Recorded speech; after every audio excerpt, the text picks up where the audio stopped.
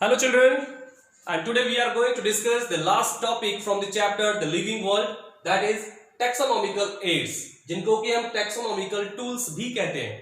See friends, किसी भी plant या एनिमल की स्पीसीज को आइडेंटिफाई करने के लिए, उसको क्लासिफाई करने के लिए हम जो भी टेक्निक का, प्रोसीजर का, इंफॉर्मेशंस का यूज करते हैं, उन टेक्निक्स, प्रोसीजर्स और इंफॉर्मेशंस को हम कहते हैं टेक्सोनॉमिकल एड्स या फिर टेक्सोनॉमिकल टूल्स। ओके, और ये जो स्पीसीज का क्लासिफिकेशन है या आइडेंटिफिकेशन है किसी भी स्पीसीज का, वो होता कैसे?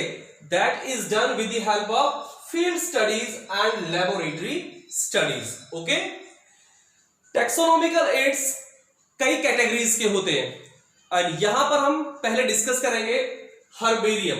सो herbarium is one of the important taxonomical aids. Clear? Herbarium होता क्या है? कोई भी ऐसी जगह, ऐसा प्लेस जहां पर हम प्लांट स्पीसीज के स्पेसिमेंस को ड्राइड फॉर्म में, कंप्रेस्ड फॉर्म में हर्बेरियम शीट्स पर माउंट करके एक स्टैंडर्ड सिस्टम ऑफ क्लासिफिकेशन के अकॉर्डिंग सिस्टमेटिकली अरेंज करके रखते। Clear? That store house, that place, that area is known as herbarium. Okay, so herbarium is what? Herbarium is a place where dried, pressed plant specimens mounted on sheets are kept systematically according to an approved system of classification. Clear? That is called herbarium. Okay, herbarium मतलब store house, जिसको कि हम repository भी कहते हैं। Okay, herbarium का use क्या है? सी, याद रखिएगा, हर्बेरियम का पर्पस क्या है? Friends, herbarium is used as a reference for the taxonomical studies.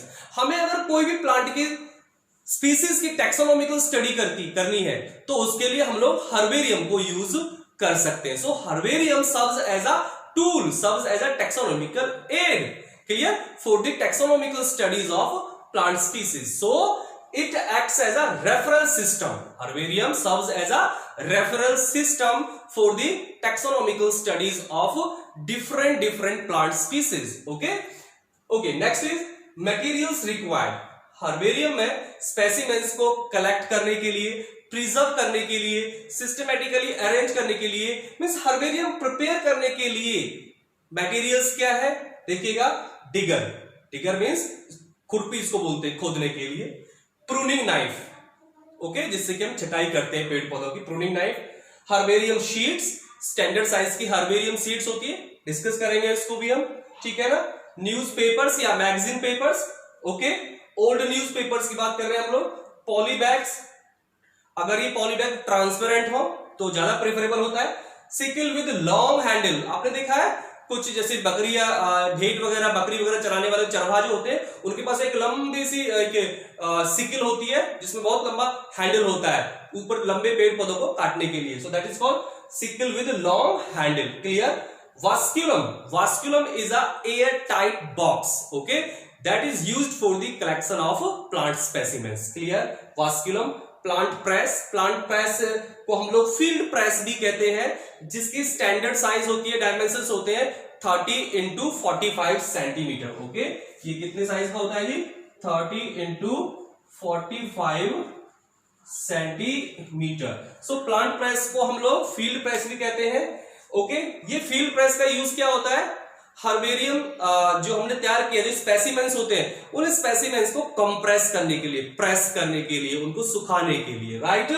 और दूसरा होता है glue, sellotapes, labels etcetera. So these are the materials required for the preparation of herbarium. Okay, बात करते हैं प्रोसीजर, हर्बेरियम कैसे तैयार करते हैं, इसका प्रोसीजर क्या है? सबसे पहला स्टेप है इसका मेकिंग अ कलेक्शन। फ्रेंड्स, किसी भी प्लांट स्पीसीज के स्पेसिमेंस को कलेक्ट करने के लिए हमें फील्ड्स में विजिट करने होते हैं। क्लियर? हमारे पास ध्यान रहे, जब हम फील्ड विजिट करते हैं for the collection of the specimens of different plant species, we must have with us field notebook. Clear? Okay, दूसरी बात, ये सारा मटेरियल्स हमारे पास होना चाहिए। क्लियर?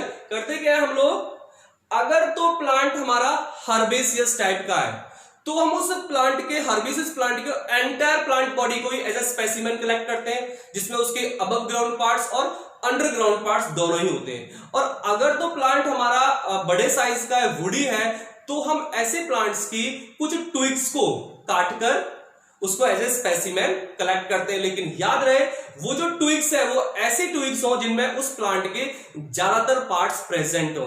उस ट्विग में लीव्स प्रेजेंट हो, फ्लावर्स प्रेजेंट हो, इन्फ्लोरेसेंसेस हो, फ्रूट्स प्रेजेंट हो। ओके, ऐसे स्पेसिमेन, ऐसे ट्विग्स ज्यादा प्रेफरेबल होते हैं। Clear?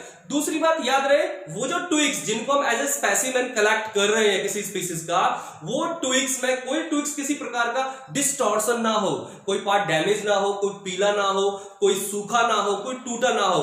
that any part of that twig should not be distorted, should not be infected and should not be diseased। अगर ऐसा है तो we should avoid that part, that specimen। Okay, दूसरी बात एक और चीज याद रखेंगे हम कलेक्शन में, क्या दी, हम एक ही स्पीसीज के कम से कम 5 से 6 स्पेसिमेंस कलेक्ट करते हैं। Okay, we need to collect at least 5 to 6 specimens of same species. दूसरी बात क्या ध्यान रखनी है हमने, ठीक है, we have to collect specimens of a species at its every stage of growth and reproduction। keep it in your mind। हम किसी भी प्लांट स्पीसीज के जो भी स्पेसिमेंस कलेक्ट करते हैं, वो केवल ऐसा नहीं कि एक बार गए स्पेसिमेन ले आए, नहीं, उस स्पीसीज के हम उसकी ग्रोथ और रिप्रोडक्शन की जो डिफरेंट स्टेजेस होती हैं, हर एक मोस्टली जितनी भी स्टेजेस होती है ग्रोथ एंड रिप्रोडक्शन की, उन हर एक स्टेज का स्पेसिमेन हम कलेक्ट करते हैं। क्लियर? ओके, दूसरी बात, हमारे पास जो फील्ड नोटबुक है, उस फील्ड नोटबुक में हम उस स्पीसीज की सारी बेसिक इंफॉर्मेशंस को रिकॉर्ड करके रखते हैं, जैसे कि उस स्पीसीज का हैबिटाट क्या है, वो स्पीसीज को कौन से सीजन में हमने कलेक्ट किया है, वो स्पीसीज किस तरह की सॉइल से हमने कलेक्ट की है, क्या वो रॉकी सॉइल है या सैंडी सॉइल है या प्लेन सॉइल है, ठीक है ना, और वो स्पीसीज के फ्लावर्स का कलर कैसा है, एटसेट्रा। ऐसी बेसिक इंफॉर्मेशंस को हम लोग उस फील्ड नोटबुक में नोट करते हैं। Clear? So this is about the collection of specimens of plant species. Clear? Okay, अब हमने क्या है, कलेक्शन तो कर लिया जिस स्पेसिमेन का। दूसरा स्टेप क्या है, प्रेसिंग, ड्राइंग एंड प्रिजर्वेशन। इससे पहले कि वो स्पेसिमेंस का कोई भी पार्ट विल्ट कर जाए, मुरझाए, उससे पहले हम उस स्पेसिमेन को क्या करते हैं जी, उस स्पेसिमेन को प्रेसिंग करते हैं उसका। और प्रेसिंग कैसे करते हैं, हमने न्यूज़पेपर लिया या कोई भी हमने मैगजीन पेपर लिया, उस मैगजीन पेपर के ऊपर हमने उस स्पेसिमेन को रख दिया, फिर उसके ऊपर हमने दूसरा पेपर रख दिया, फिर उसके ऊपर हमने एक दूसरा स्पेसिमेन रखा, उसको भी तीसरे पेपर से ढक दिया, फिर उसके ऊपर हमने एक और स्पेसिमेन रखा, उसको भी पेपर से ढक दिया, उसके ऊपर हमने एक और स्पेसिमेन रखा, एंड सो ऑन। ऐसे कई सारे स्पेसिमेंस को हम लोग एक साथ एक ऑर्डर में एक के ऊपर एक ऐसे प्लेस करते हैं, हर एक के बीच में क्या है, न्यूज़पेपर होता है। क्लियर? और फिर लास्ट में हम उसको लास्ट वाला एक पेपर रख के उसके ऊपर हम लोग क्या करते हैं, प्लांट प्रेस से उसको हम लोग कंप्रेस करते हैं। क्लियर? और कम से कम 24 घंटे के लिए उसको हम ऐसा छोड़ देते हैं। तो होता है क्या, ऐसा करने से उन पर दबाव पड़ता है, तो उनका पानी बाहर आता है, उनका डिहाइड्रेशन होता है और वो सूखने लगते हैं, ड्राई होने लगते हैं। ओके, दूसरी बात ध्यान रहे, जब उनका हम प्रेसिंग कर रहे होते हैं तो कहीं वो स्पेसिमेंस हमारी उनका कलर ब्लैक ना हो जाए, डार्क ना हो जाए, ठीक है ना, कहीं उनका डिके ना हो जाए। तो उनके डिकेइंग और डार्कनिंग को रोकने के लिए हम उन स्पेसिमेंस के पेपर्स को हर 24 घंटे बाद चेंज करते हैं, और कम से कम 3 से 4 दिन हम हर एक 24 घंटे में उन पेपर्स को चेंज करते हैं। Clear? In order to avoid their decaying and blackening. Clear? ऐसा करने से हमारी वो जो स्पेसिमेंस है वो प्रेस हो जाती है और ड्राई हो जाती है। लेकिन स्पेसिमेंस को न्यूज़पेपर पर, मैगजीन पेपर पर या ब्लॉटिंग पेपर पर रखते समय इस चीज का ध्यान रहे कि जो हमारे प्लांट पार्ट्स है वो आपस में ओवरलैप ना कर रहे हो, वो ढंग से सारे के सारे पार्ट्स स्प्रेड हो चुके हो, ठीक है ना, इस प्रकार से उन्हें हम रखें केयरफुली। ठीक है, उसके बाद करते हैं हम लोग प्रिजर्वेशन। सी, कुछ प्लांट की स्पीसीज, कुछ प्लांट पार्ट्स ऐसे होते हैं जिनको हम कंप्रेस नहीं कर सकते, जैसे कि fruits, seeds and some succulents. तो ऐसे स्पेसिमेंस को, ऐसे प्लांट पार्ट्स को हम लोग कुछ प्रिजर्वेटिव सॉल्यूशंस में, केमिकल्स में प्रिजर्व करते हैं, जैसे कि we can preserve such plant parts in 2.5% formalin solution, or we can use FAA for their preservation, that is formaldehyde acetic alcohol. Clear? Okay. Third step है जी इसका पॉइजनिंग. इसमें क्या होता है, जो हमने स्पेसिमेंस कलेक्ट की हैं, जो हमने स्पेसिमेंस को कंप्रेस किया हुआ है, या जिन स्पेसिमेंस को हमने फाइनली हर्बेरियम सीट पर माउंट करके रख दिया है अलमीरा में, वो स्पेसिमेंस को कोई भी इंसेक्ट, पेस्ट या पैथोजन अटैक ना करे. इस चीज से उनको बचाने के लिए, उनके डिके को रोकने के लिए उन स्पेसिमेंस को हम लोग प्रिजर्व करते हैं, पॉइजन करते हैं with the help of some chemical substances, जैसे कि 2% मर्क्यूरी क्लोराइड. अब देखिए, जब हमारी वो स्पेसिमेंस पार्शियली ड्राइड होती है, नॉट कंप्लीटली, पार्शियली ड्राइड हो चुकी होती है, तो उन स्पेसिमेंस को हम लोग 2% मर्क्यूरी क्लोराइड सॉल्यूशन में डिप करते हैं. डिप करके उसको फिर से ड्राई करते हैं और फिर हम उनको अगले स्टेप में यूज करते हैं. ओके. या फिर हम यूज करते हैं 0.1% मर्क्यूरी क्लोराइड स्प्रे, जो स्पेसिमेंस हमारे फुल्ली ड्राई हो चुके होते हैं. राइट. ऐसे स्पेसिमेंस पर हम लोग 0.1% मर्क्यूरी क्लोराइड का स्प्रे करते हैं उनको पॉइजन करने के लिए. क्लियर. हमारे पास दूसरे भी केमिकल सब्सटेंसेस हैं उन स्पेसिमेंस को पॉइजन करने के लिए, जैसे कि naphthalene balls, DDT, parachlorobenzene, carbon disulphide gases वगैरह वगैरह. ओके. नेक्स्ट है जी हमारा माउंटिंग. माउंटिंग में क्या करते हैं जी, हम लोग हर्बेरियम शीट लेते हैं. ओके. हर्बेरियम शीट्स का जो स्टैंडर्ड साइज होता है, याद रखिएगा, हर्बेरियम सीड्स का जो स्टैंडर्ड साइज होता है वो होता है जी 30x45 centimetre. This is the standard size of herbarium seed. यानी कि प्लांट प्रेशर हर्बेरियम सीड का डायमेंशन सिमिलर होता है, सेम होता है. क्लियर. लेकिन जो अमेरिकन हर्बेरियम होता है, अमेरिकन हर्बेरियम सीट होती है, उसका जो साइज होता है वो होता है लगभग 29x41 सेंटीमीटर. ये किसका है जी? American herbarium sheet. American herbarium sheet. Okay. So American herbarium sheet का साइज होता है 29x41 सेंटीमीटर, और जो generally worldwide herbarium sheets हम यूज करते हैं स्टैंडर्ड साइज का, that is the 30x45 centimetre. Okay. Mounting की हम बात कर रहे हैं, जो स्पेसिमेन हमारे ड्राई हो चुके होते हैं, ठीक है ना, उन स्पेसिमेंस को हम लोग हर्बेरियम सीट के सेंटर में बीचों बीच या तो स्टिच कर देते हैं, ठीक है, या फिर उसको हम सेलो टेप से फिक्स कर देते हैं, या फिर ग्लू से चिपका देते हैं. ठीक है ना. ओके. दूसरी बात, उस हर्बेरियम सीट के बीच में हमने उसको फिक्स कर दिया, इसको बोलते हैं हम लोग माउंटिंग. क्या बोलते हैं इसको हम लोग? माउंटिंग. ओके. अब लास्ट में करते हैं हम लोग लेबलिंग. लेबलिंग में क्या करते हैं, हर्बेरियम सीट की जो राइट हैंड साइड है उसमें भी जो नीचे वाला कॉर्नर है, यानी कि to the right side corner, below corner, उस कॉर्नर पर हम लोग उस स्पेसिमेन की जिस स्पीसीज का वो स्पेसिमेन है उसकी कुछ बेसिक इंफॉर्मेशंस वहां पर हम लोग मेंशन करते हैं. और वो बेसिक इंफॉर्मेशंस कौन सी होती है? जैसे कि उस स्पीसीज का common name. Okay. Common name, उसका बॉटनिकल नेम, फिर उसका बॉटनिकल नेम, क्लियरली, उसका फैमिली, ठीक है जी, फैमिली, ठीक है जी, और date of collection, date of collection, and name of collector, name of collector जिसने उसको कलेक्ट किया है. तो ये कुछ बेसिक इंफॉर्मेशन हम लोग हर्बेरियम शीट के राइट साइड में नीचे कॉर्नर की तरफ मेंशन करते हैं. उस स्पीसीज का कॉमन नेम, उसका बॉटनिकल नेम जिसमें उसका जीनस और स्पीसीज दोनों होता है, उस स्पीसीज की फैमिली, किस डेट को हमने उसको कलेक्ट किया है, और जिसने उसको कलेक्ट किया उस व्यक्ति का नाम, और इसके अलावा एक कुछ और बेसिक इंफॉर्मेशन भी वहां पर आप लोग मेंशन कर सकते हैं, like geographical information, characteristic of soil from where this species has been collected. Clear. And season, in which season we have collected that specimen of that particular species. ये सारी बेसिक इंफॉर्मेशन वहां पर हम लोग mention करते हैं। इन information को herbarium sheet में मेंशन करना, इसी को बोलते हैं हम लोग लेबलिंग। क्या बोलते हैं हम लोग? Labelling. So this is about the herbarium. Okay, this is all about herbarium. अब हम बात करते हैं सेकेंड टैक्सोनॉमिकल टूल। ओके, यानी कि next taxonomical tool, and that is botanical gardens. Okay, दूसरा हमारा टैक्सोनॉमिकल टूल क्या है जी? Botanical garden. Okay, botanical garden क्या होते हैं, ये कैसे हमारी टैक्सोनॉमिक स्टडीज में हेल्प करते हैं?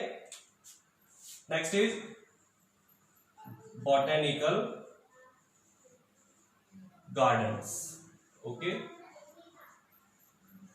ये क्या होते हैं? ध्यान दीजिएगा, लिसन केयरफुली।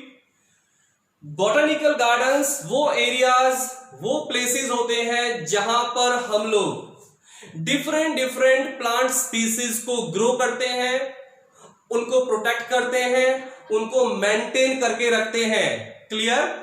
ओके, उस एरिया को, उस प्लेस को हम बोलते हैं botanical garden. So botanical gardens are those areas, are those places where the different species of plants are grown and maintained. Clear? उसको हम कहते हैं जी botanical gardens. Okay, botanical gardens में कौन सी स्पीसीज होती हैं? मोस्टली वो लोकल स्पीसीज होती हैं जिस लोकेलिटी में वो, जिस एरिया में वो बॉटनिकल गार्डन स्टैब्लिश किया जाता है।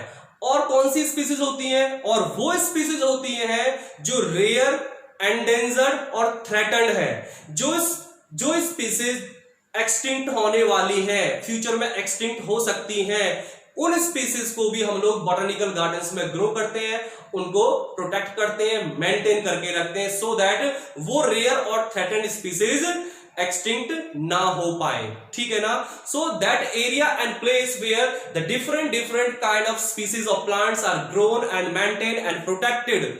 Clear? That place is called botanical garden. And botanical gardens का पर्पस क्या होता है? botanical gardens का पर्पस क्या होता है जी? वही जो हर्बेरियम का होता है। क्या? botanical gardens also serve as a referral system, for the taxonomical studies of plant species. Clear? So this is the one and major purpose of botanical gardens. और क्या पर्पस होता है? botanical gardens में हम लोग rare and threatened species को grow करते हैं, maintain करते हैं, so that वो species extinct ना हो पाए। Clear? और क्या पर्पस है जी botanical gardens का? botanical gardens provide living plant materials for the schools, educational institutes, colleges, universities, research centre, जहां भी बॉटनी की रिसर्च और टीचिंग होती है, उस पर्पस के लिए। क्लियर? और क्या पर्पस है जी बॉटनिकल गार्डन्स का? Botanical gardens also supply seeds, fruits and other important parts of plant for the purpose of research and teaching. Clear? Okay? And botanical gardens में जितने भी plants होते हैं, उन plants, वो सारे plants labeled होते हैं। हर एक plant पर एक label लगा होता है जिस पर उस plant का common name और botanical name mention होता है। Clear? So this is about the botanical gardens। और हमारे इंडिया में botanical garden कौन कौन से हैं, कहाँ है? एक तो है जी हमारे पास NBRI, यानी कि national botanical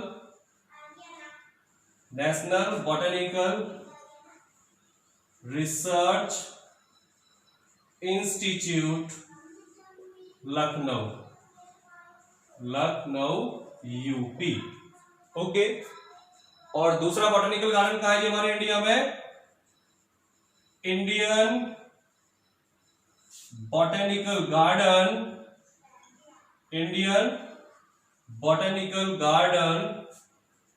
Howrah Kolkata. Okay, Howrah, Kolkata के हावड़ा में। ओके, और दुनिया का सबसे बड़ा लार्जेस्ट बॉटनिकल गार्डन कहां पर है जी? और कौन सा है वो है जी royal botanical garden botanical garden in Kew of London England. This is the largest botanical garden. Okay, so अगर आपसे पूछे कि हमारे इंडिया में हर्बेरियम कहाँ है, तो हर जगह देखिए, जो भी school, educational institutes, colleges, universities जहां भी बॉटनी की स्टडी होती है, बॉटनी के कोर्सेज होते हैं, वहां पर छोटे या बड़े हर्बेरियम होते ही होते हैं। हमारे इंडिया में हर्बेरियम कहाँ है जी? एक तो है जी कोलकाता में जो इंडियन बॉटनिकल गार्डन है, इसका अपना एक हर्बेरियम है, तो हम कह सकते हैं herbarium of Indian botanical garden Kolkata.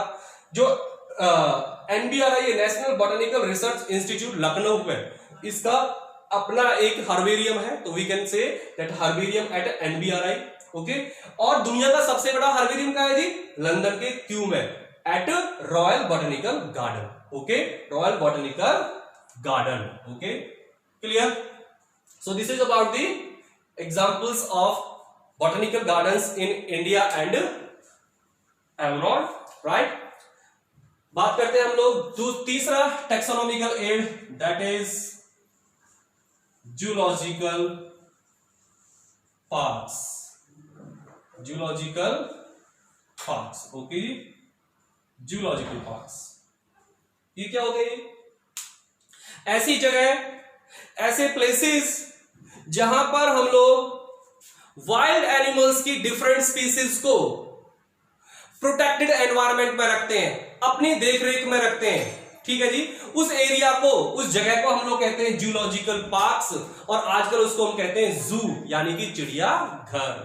Clear? तो वहां पर क्या होता है, अलग अलग स्पीसीज के वाइल्ड एनिमल्स को वहां पर रखा जाता है, प्रोटेक्टेड एनवायरनमेंट में रखा जाता है, अपनी देखरेख में रखा जाता है। क्लियर? और वहां पर जो कंडीशंस उनको प्रोवाइड की जाती है, these conditions are similar to that of their natural habitats. Clear? इस प्रकार से कोशिश की जाती है कि जूलॉजिकल पार्क्स में वाइल्ड एनिमल्स को जो एनवायरमेंटल कंडीशंस प्रोवाइड कराई जाती हैं, वो वैसी ही हो, उसकी जैसी हो ज्यादातर, जो नेचुरल कंडीशंस में होती हैं। क्लियर? ओके, इसका पर्पस, दूसरी बात, यहां पर जूलॉजिकल पार्क्स में जिस भी एनक्लोजर में या पिंजरे में या किसी भी एक रिस्ट्रिक्टेड एरिया में, पर्टिकुलर एरिया में जिन स्पीसीज को रखा जाता है, एनिमल्स की स्पीसीज को, वहां पर वो एनिमल की स्पीसीज का एक लेबल होता है जिस पर उस स्पीसीज का कॉमन नेम और जूलॉजिकल नेम मेंशन होता है। क्लियर? ये जूलॉजिकल पार्क्स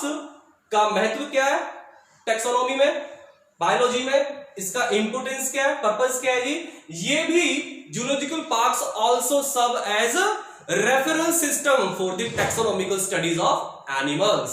क्लियर? याद रखिएगा, zoological parks also serve as reference system for the taxonomical studies of animal species. Clear?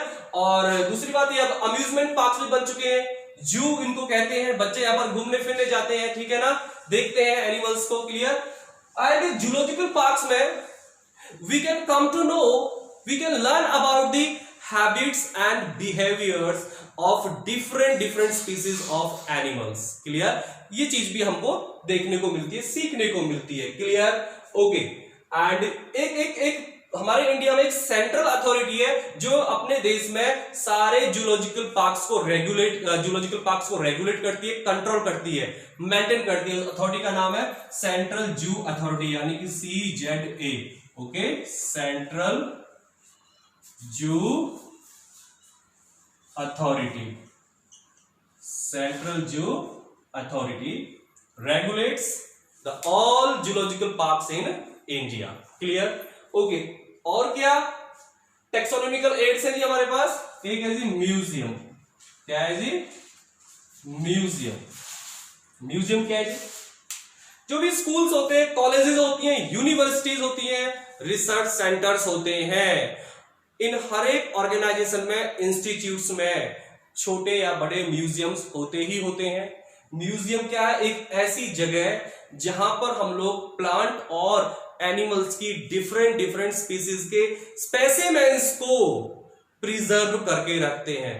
Okay, where a place in an area where the different species of plants and animals are kept in their preserved form. Clear? उसको हम बोलते हैं जी museum. ठीक है, बहुत सारी plant की species यहां पर होती हैं और एक इनको हम प्रिजर्वेटिव केमिकल्स में यूज करते हैं, जैसे कि फॉर्मलिन, बताया मैंने आपको हर्बेरियम में। So here the preservative solution is formalin और FAA। दूसरी बात, यहां पर जो इंसेक्ट्स होते हैं, ओके, उनको हम लोग इंसेक्ट बॉक्स में, ओके, देखिए बहुत सारी plant specimens, okay, plant specimens, कुछ एनिमल स्पेसिमेंस, ओके, इनको हम प्रिजर्व करते हैं किसमें जी?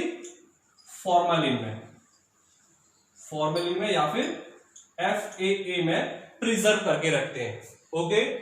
और कुछ जैसे कि इंसेक्ट्स वगैरह होते हैं, इंसेक्ट्स को प्रिजर्व करते हैं हम लोग इंसेक्ट बॉक्सेस में, ओके, इंसेक्ट बॉक्सेस में। कैसे? बाय कलेक्टिंग, ओके जी, by collecting, by killing and by pinning, and by pinning, okay जी। So insects are preserved in insect boxes by collecting, killing and pinning.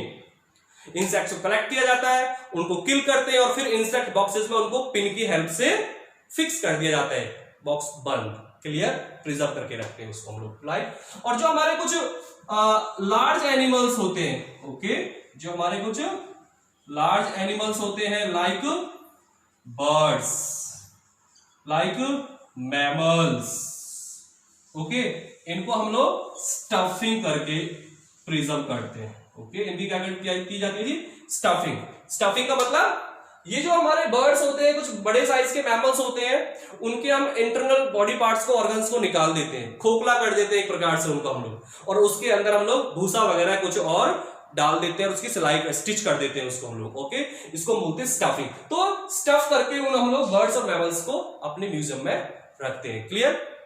तो museum के exhibitions के द्वारा, museum की studies के द्वारा हम लोग क्या करते हैं, अपने हमें बहुत सारी प्लांट और प्लांट स्पेसिमेंस, एनिमल स्पेसिमेंस की हमें जानकारी मिलती है। पर म्यूजियम का मेन उद्देश्य क्या है? यहां पर इस चैप्टर में, इस सिलेबस में, museum are also used as a reference system for the taxonomical studies of plants and species. ये भी रेफरेंस सिस्टम की तरह हेल्प करता है हमारा, ओके।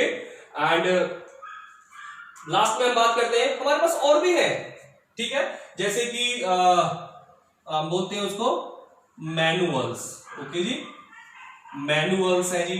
दूसरे है जी मोनोग्राफ्स है जी, मैनुअल्स है, मोनोग्राफ्स है जी, ठीक है जी, कैटलॉग्स है जी, ओके, फ्लोरा है,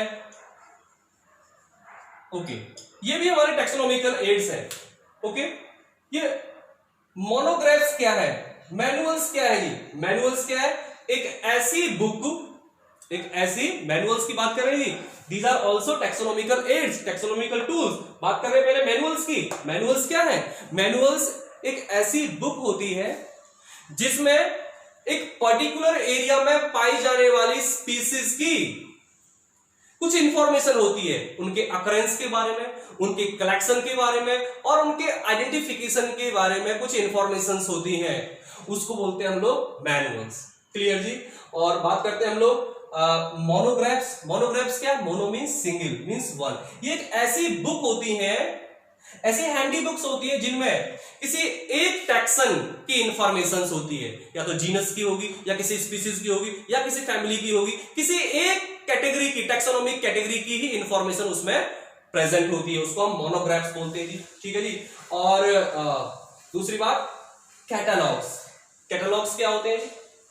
कैटलॉग्स होते हैं हमारे वो छोटी छोटी बुक्स जिसमें हमारे एक पर्टिकुलर लोकेलिटी में, एक पर्टिकुलर एरिया में पाई जाने वाली स्पीसीज है, जो उन स्पीसीज का ब्रीफ डिस्क्रिप्शन उनमें मेंशन होता है, उन बुक्स को बोलते हैं जी कैटालॉग्स। क्या बोलते हैं उसको हम लोग? कैटालॉग्स। और फ्लोरा क्या होते हैं जी?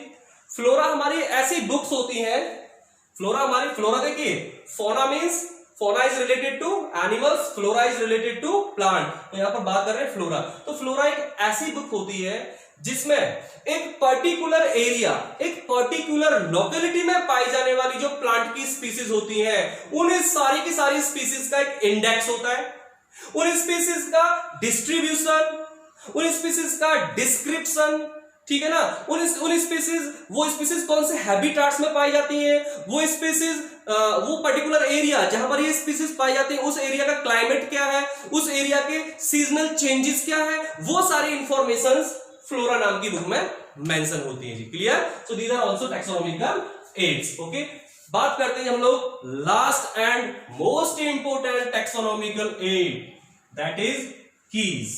Okay, that is keys. Okay, keys बेहद इंपोर्टेंट टैक्सोनॉमिकल एड है from exam point of view, from NEET point of view. Clear? Definitely question आता ही आता है, बहुत ही कंफ्यूजिंग क्वेश्चंस होते हैं इस पर, राइट? ओके, बात करते हैं हम लोग last taxonomical tool, that is keys. Keys क्या है? ध्यान से सुनेंगे आप लोग, बिल्कुल लिसन केयरफुली। कीज, पहली बात तो these are analytical in nature. बताओ एक एक चीज को, these are analytical in nature. Analytical का मतलब ये जो कीज नाम के टूल्स होते हैं, ये किसी भी स्पीसीज के विश्लेषण में, एनालिसिस में हेल्प करते हैं। ये वो इंफॉर्मेशन होती है, ये वो डेटा होता है जो हमें दिखाई नहीं देता, जो इनविजिबल होता है। क्लियर? इसलिए इसको कहते हैं these are analytical in nature. So key is a tool that helps in the analysis of any species, that therefore it is analytical in nature. Okay, ये जो हमारी कीज होती है, ओके, कीज प्रेजेंट, ध्यान से सुनिएगा, keys present A series of contrasting characters. याद रखिएगा, कॉन्ट्रास्टिंग कैरेक्टर्स। कीज में क्या है? ध्यान से सुनेगा, सबको समझ में आएगा बिल्कुल। किसी भी ऑर्गेनिज्म, मेरे को कोई ऑर्गेनिज्म मिला है, उस ऑर्गेनिज्म का मुझे आइडेंटिफिकेशन करना है, उसका साइंटिफिक नेम क्या, वो कौन से जीनस से, कौन सी फैमिली से, कौन से टैक्सन से बिलोंग करता है, वो मुझे वहां तक पहुंचाने में ये कीज हेल्प करती है। तो पहले कीज के बारे में जानते हैं क्या। Keys are analytical in nature and keys present a series of contrasting characters.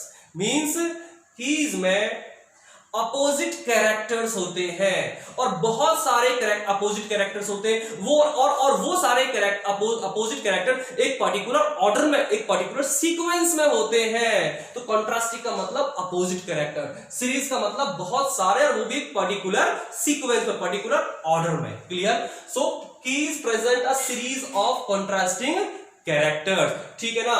और इसमें ए पेयर ऑफ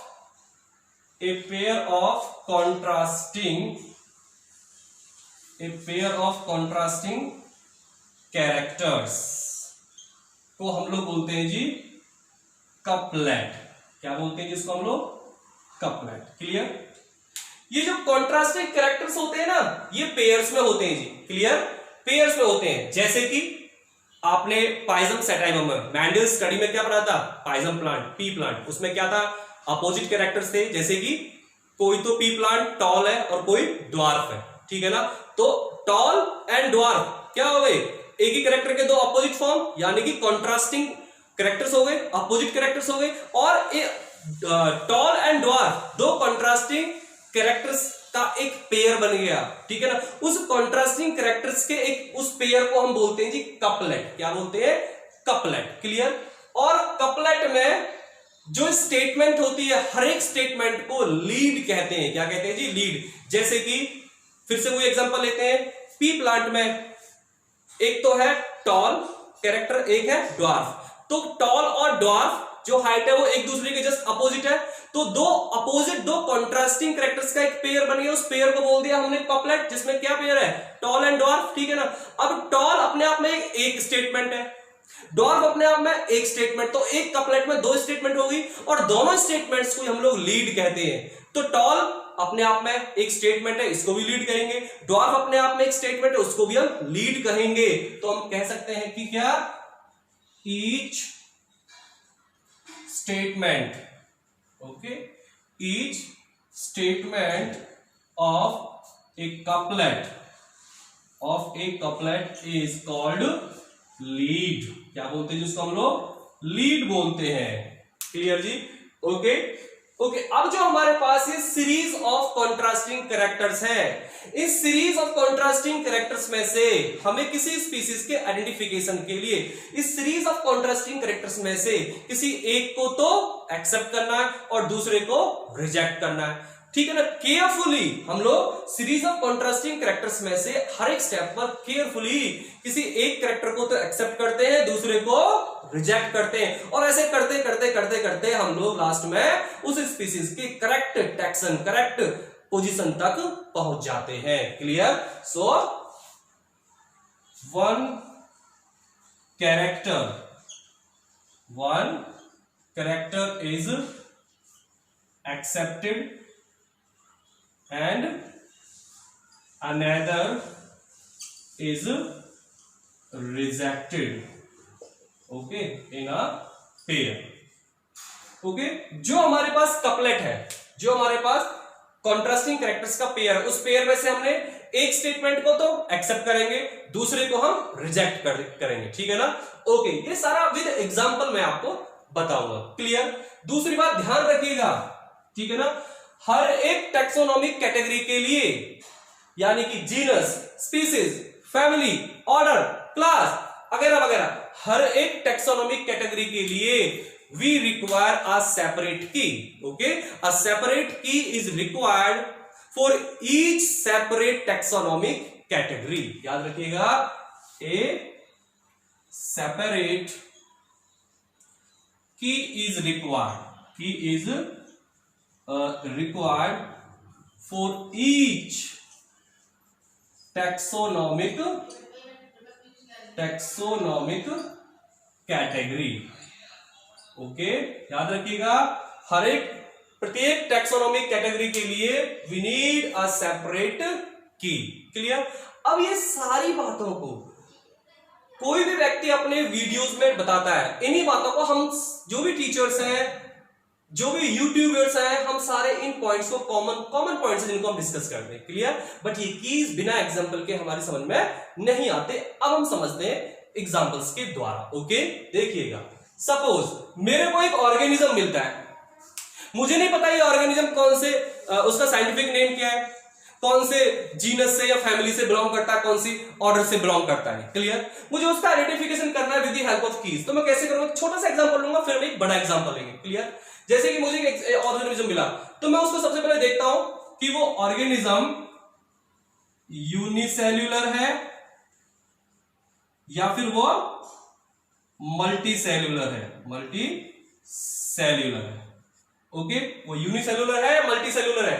देखिए, दो स्टेटमेंट है, दोनों एक दूसरे के अपोजिट है, तो ये क्या हो गया, दोनों से मिलकर क्या बन गया, एक कपलेट बन गया। दो कॉन्ट्रास्टिंग कैरेक्टर्स की पेयर को हम लोग क्या बोलते हैं, एक कपलेट। और ये अपने आप में एक अलग स्टेटमेंट है, ये अपने आप में एक अलग स्टेटमेंट है, इसको भी हम लीड बोलेंगे, इसको भी हम लीड बोलेंगे।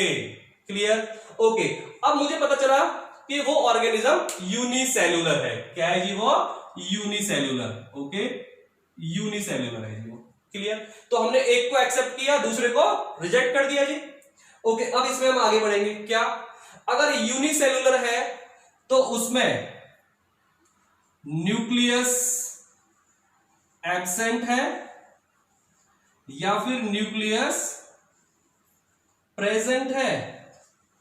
ओके, अगर यूनिसेल्यूलर है तो उसमें न्यूक्लियस एब्सेंट है या न्यूक्लियस प्रेजेंट है। एब्सेंट से मतलब उसमें न्यूक्लियोइड है या ट्रू न्यूक्लियस है। ओके, तो मुझे पता चलता है, अब देखो ये भी क्या है, दो अपोजिट कैरेक्टर्स का एक पेयर कपलेट है। ये अपने आप में अलग स्टेटमेंट लीड है, ये अपने आप में एक अलग स्टेटमेंट यानी कि लीड है, पेयर है, ये कपलेट है। तो इसमें से हम एक को एक्सेप्ट करेंगे, एक को रिजेक्ट। कैसे? जो कैरेक्टर हमें उस ऑर्गेनिज्म में दिख रहा है। तो हमने देखा क्या उसमें न्यूक्लियस एब्सेंट है या न्यूक्लियस प्रेजेंट है?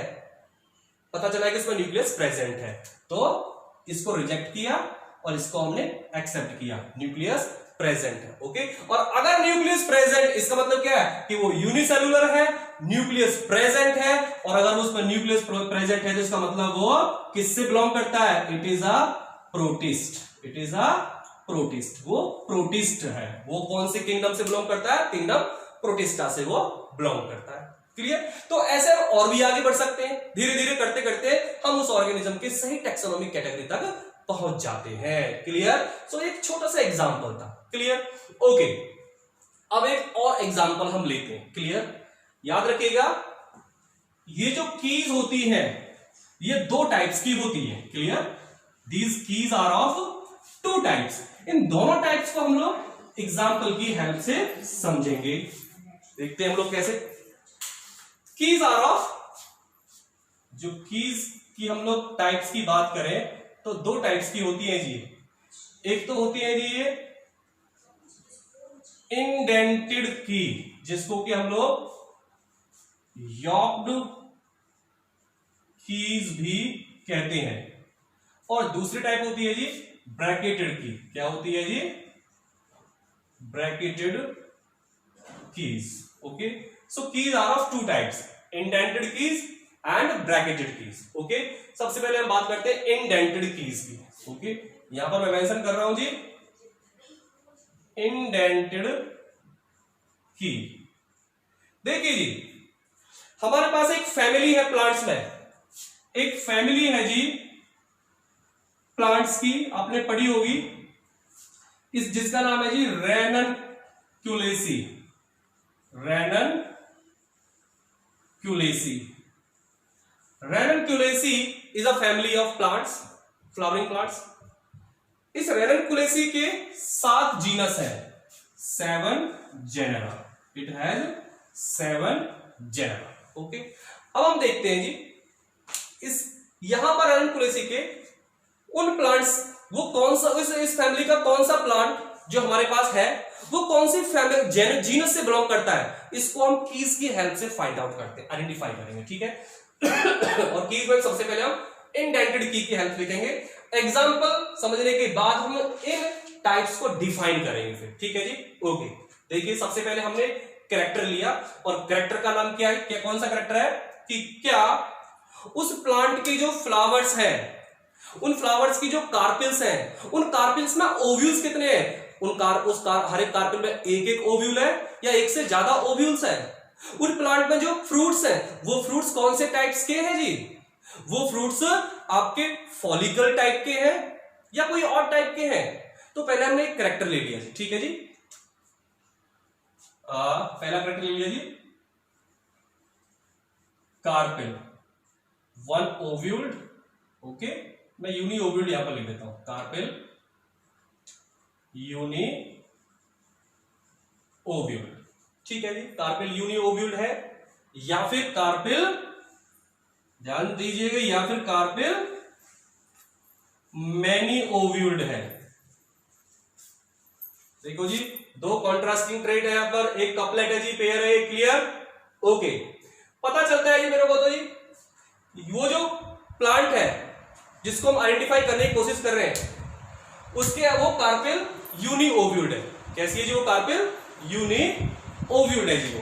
ठीक है, अब यूनी ओव्यूल्ड है तो अब हम क्या देखेंगे नेक्स्ट कि वो जो कार्पिल है उस कार्पिल के जो लीव्स हैं वो कैसे हैं? वो अपोजिट है या फिर ऑल्टरनेट है? बात करता हूं जी मैं लीव्स की। लीव्स अपोजिट या फिर लीव्स ऑल्टरनेट। ठीक है जी?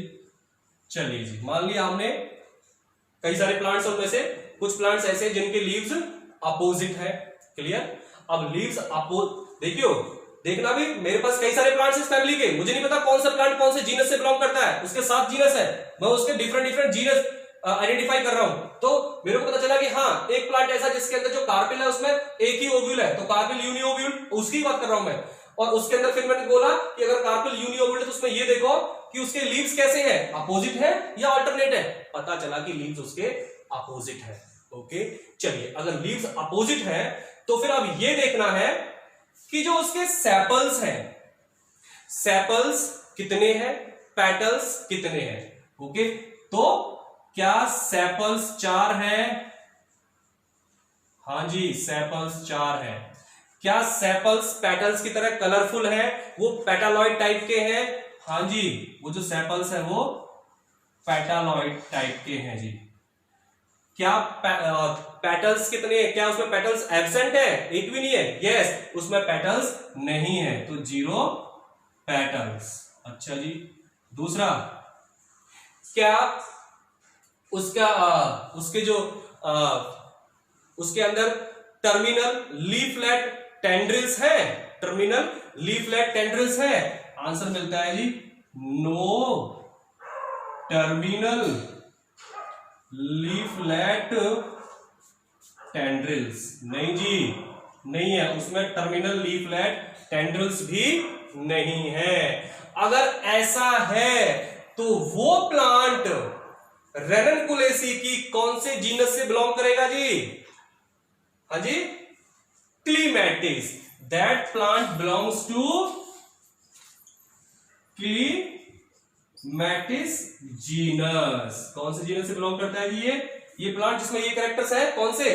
कि कार्पेल में एक ओव्यूल है, लीव्स अपोजिट है, सेपल्स उसके 4 है, पेटालॉइड है, 0 पेटल है, कोई उसमें लीफलेट टेंड्रिल नहीं है। इसका मतलब that plant belongs to क्लीमेटिस।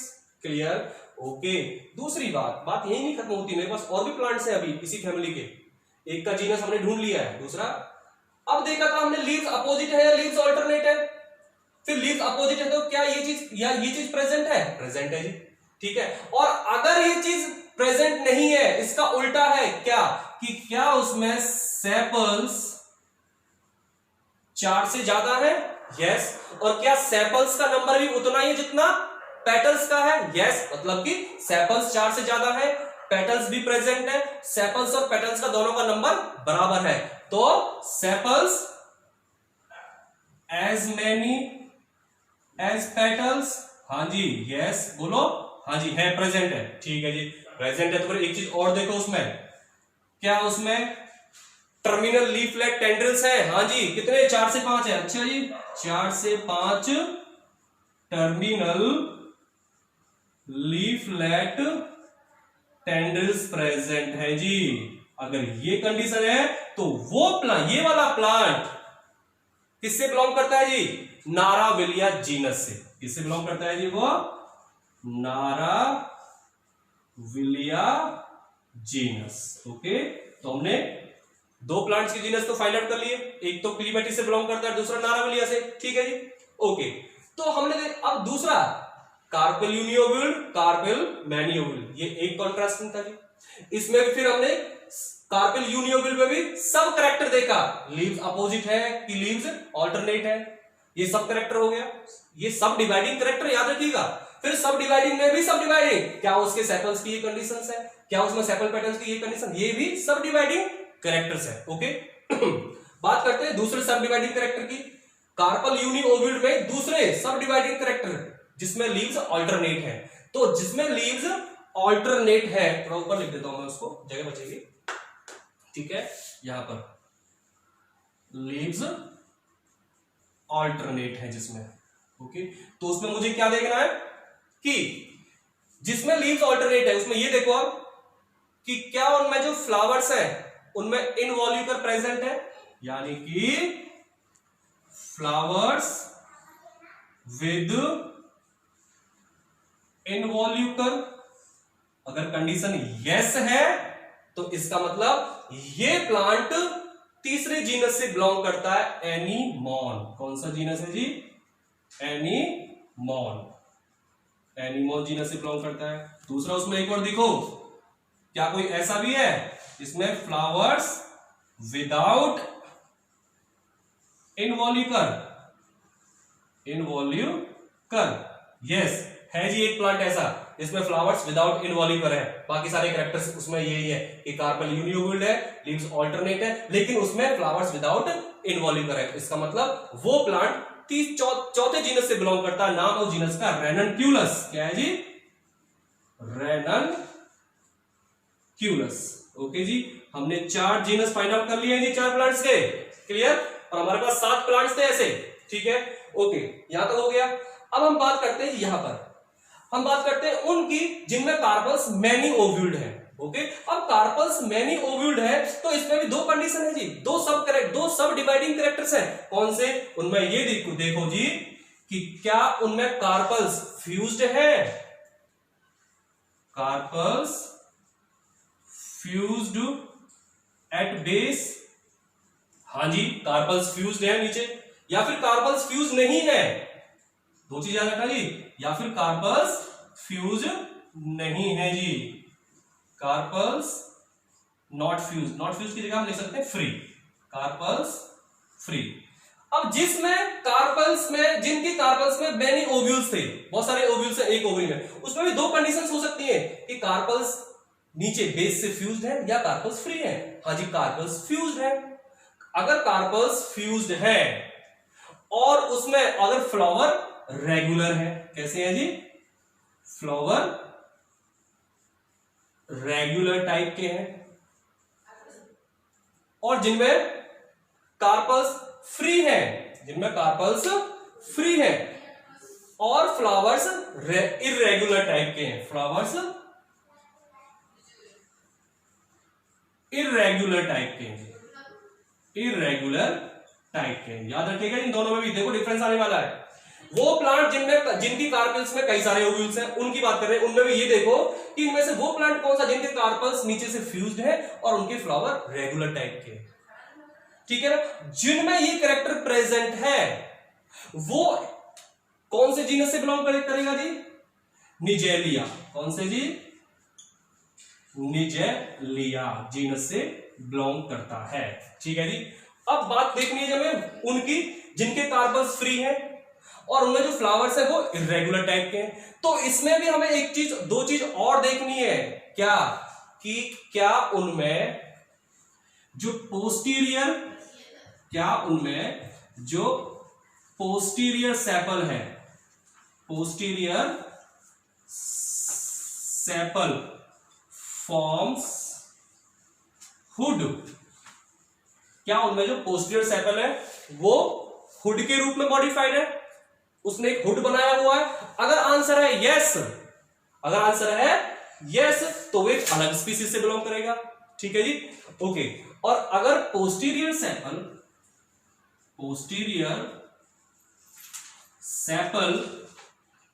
Forms spur, ठीक है जी। अगर पोस्टीरियर सेपल फॉर्म्स हुड तो वो कौन से जीनस से बिलोंग करेगा, एकोनिटियम जीनस से। कौन से जी, एकोनिटियम जीनस से बिलोंग करेगा। और अगर पोस्टीरियर सेपल फॉर्म्स स्पर, ठीक है ना, तो वो किससे बिलोंग करेगा, कौन से जीनस से बिलोंग करेगा जी, that will belong to delphinium,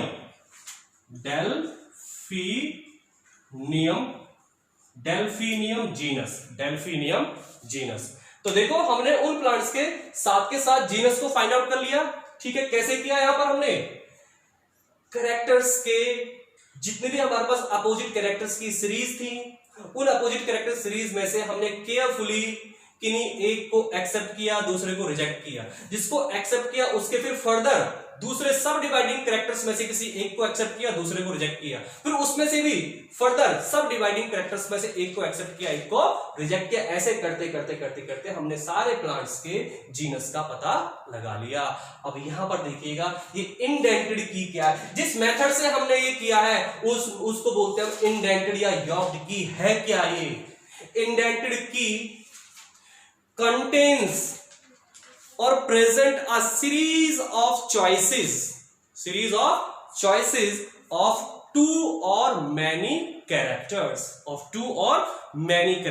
यानी कि इसमें दो या दो से ज्यादा अपोजिट कंट्रास्टिंग कैरेक्टर्स की सीरीज होती है, जिसमें हमें किन्हीं को चूज करना होता है, किसी को रिजेक्ट करना होता है। और ये जो कैरेक्टर्स है इनके बीच में सब डिवाइडिंग कैरेक्टर्स भी प्रेजेंट है, सब डिवाइडिंग कैरेक्टर्स भी प्रेजेंट है। तो ऐसी की को हम बोलते हैं इंडेंटेड की या यॉक्ड की। दूसरा क्या है जी हमारा, ब्रैकेटेड की। क्या है जी, ब्रैकेटेड की। ब्रैकेटेड की क्या है, यहां पर देखो इसी रेनकुलेसी फैमिली का एग्जांपल लेंगे और आप ब्रैकेटेड की समझ जाएंगे, ठीक है जी। ब्रैकेटेड की ये क्या है जी?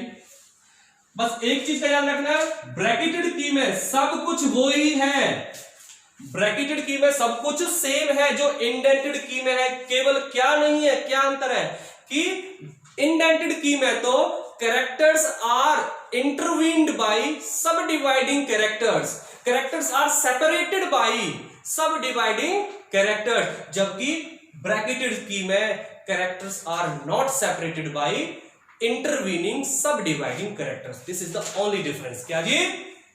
In bracketed keys, characters are not separated by intervening subdividing characters.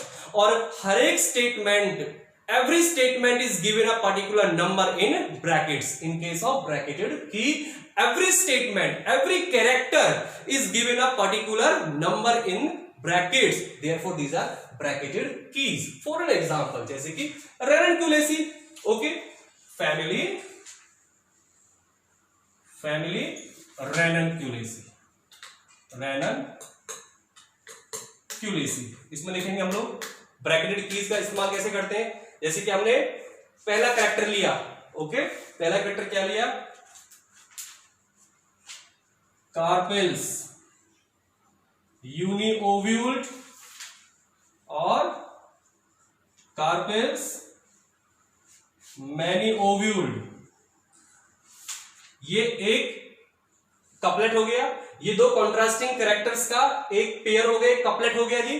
तो इसको हम एक सेम कैरेक्टर्स की बात करें ना हम लोग, कैरेक्टर एक उसके दो अपोजिट रूप, तो इसको हमने नंबर दिया जी एक, इसको भी नंबर दिया जी एक।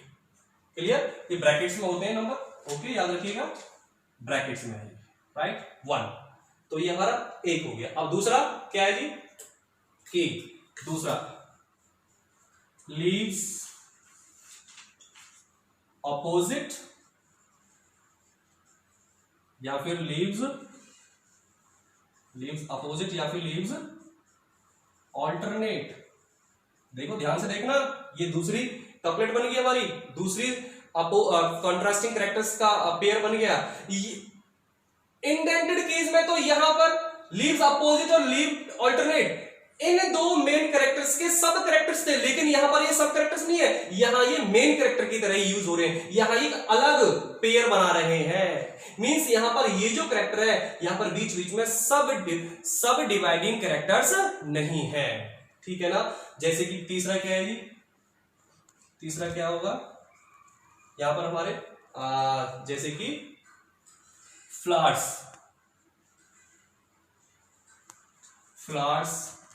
विद इनवॉल्यूकर या फिर फ्लावर्स विदाउट इनवॉल्यूकर। ठीक है जी, समझ रहे हो किस प्रकार से लिख रहा हूं मैं इसको? इस प्रकार से। अब इसमें हम लोग क्या करेंगे, देखो चौथा लिख लेते हैं एक बारी, फिर बेटर समझ में आएगा। एक बार हम लिख लेते हैं कि sepals for sepaloid condition, petals 0 and leaflet terminal tendrils 0। ठीक है ना। दूसरा जी sepals as many as petals, okay, 4 to 5 leaflets present, terminal leaflets present, okay. अब देखो मैं यहां पर क्या कैसे करूंगा कि कार्पल्स में एक ओव्यूल है कि एक से ज्यादा ओव्यूल्स है। क्लियर? मुझे पता चला कि कार्पल्स में एक ही ओव्यूल है, एक ओव्यूल है। तो अब मैं क्या करूंगा जी, ये ध्यान दीजिएगा यहां पर,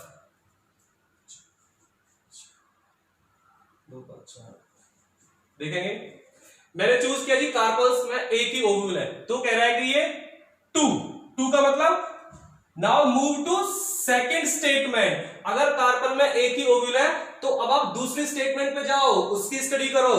क्या है जी यहां पर, लीव्स अपोजिट है या लीव्स ऑल्टरनेट है? मैं कहता हूं जी लीव्स तो यहां पर अपोजिट है। ठीक है, लीव्स अपोजिट है, तो फिर नेक्स्ट ऑप्शन में जाओ, यहां पर लिखा है 4, 4 का मतलब चौथे उस पे जाओ, इसको देखो कि सेपल्स 4 है, सेपलॉइड है, पेटल 0 है, या फिर sepals as many as petals है, 4 से 5 लीफलेट टेंडल्स है। ये क्या कह रहा है कि अगर ये कंडीशन है तो फिर अगली फोर्थ स्टेटमेंट पे जाओ, फोर्थ कपलेट पे जाओ, यहां फोर्थ। तो इस प्रकार से हम इसमें आगे बढ़ते चले जाते हैं। क्लियर? इसको बोलते हैं हम लोग क्या, ब्रैकेटेड कीज। क्या बोलते हैं इसको हम लोग, bracketed keys. Clear? So let me tell you difference between the indented keys and bracketed keys. Indented keys present a series of choices of 2 or many characters which are intervened by subdividing characters। जबकि bracketed keys में क्या है, bracketed keys बिल्कुल indented keys की जैसी होती है, केवल क्या डिफरेंस है कि यहां पर जो कैरेक्टर्स है, characters are not separated by intervening सब डिवाइडिंग कैरेक्टर्स, और यहां पर हर एक स्टेटमेंट को पर्टिकुलर एक नंबर दिया जाता है ब्रैकेट के अंदर। इसको बोलते हैं हम लोग bracketed keys. Clear? So this is all about the taxonomical aids. Thank you.